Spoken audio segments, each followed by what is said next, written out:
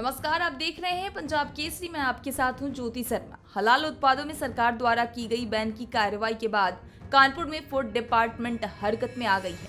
Food department के कानपुर के Z square mall में बने नामचीन कंपनी के स्टोर में एक छापेमारी की कार्रवाई की।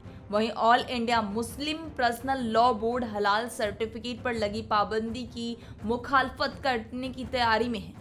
AIMPLB के संस्थापक सदस्य मोहम्मद सुलेमान ने कहा कि हलाल प्रोडक्ट पर लगा बैन मौलिक अधिकारों के खिलाफ है। मोहम्मद सुलेमान का कहना है कि सरकार ने इस्लामोफोबिया के चलते हलाल प्रोडक्ट्स पर बैन लगाया है। उन्होंने हलाल प्रोडक्ट्स पर बैन लगाने की इस कार्रवाई को पूरी तरह से राजनीति में प्रसिद्ध कर दिया है।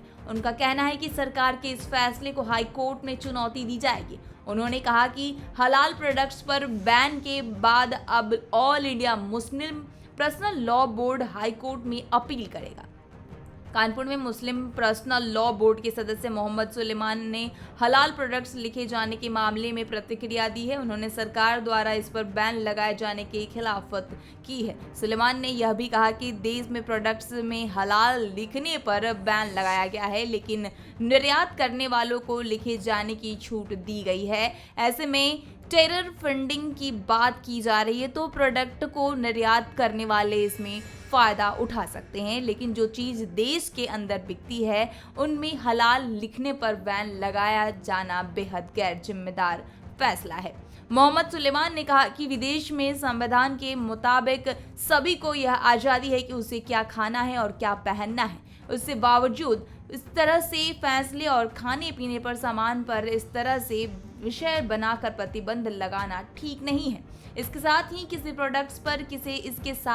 प्रोडक्ट्स के हलाल लिखे जाने के पर प्रदेश सरकार को और इसके साथ ही प्रोडक्ट्स पर हलाल लिखे जाने से प्रदेश सरकार और केंद्र सरकार को किसी भी तरह की कोई नुकसान भी नहीं होना है। फिर भी इस तरह का प्रोपेगेंडा बनाकर बिना वजह के हलाल लिखे जाने का मुद्दा खड़ा किया है। सुलेमान का कहना है कि इस तरह से किसी प्रोडक्ट पर बैन लगाया जाना, इसके अलावा सरकार के पास कानूनी रास्ता है कि उसके खिलाफ मुकदमा किया जाए, ना कि बैन लगाई जाए। उनका कहना है कि सरकार इस तरह से खास विचारधारा के विपरीत काम करने का काम कर रही है। लगता है कि सरकार इस्लामोफोबिया से ग्रसित है। उन्होंने कहा कि all India Muslim personal law board का लीगल पैनल इस मामले को लेकर चर्चा करेगा।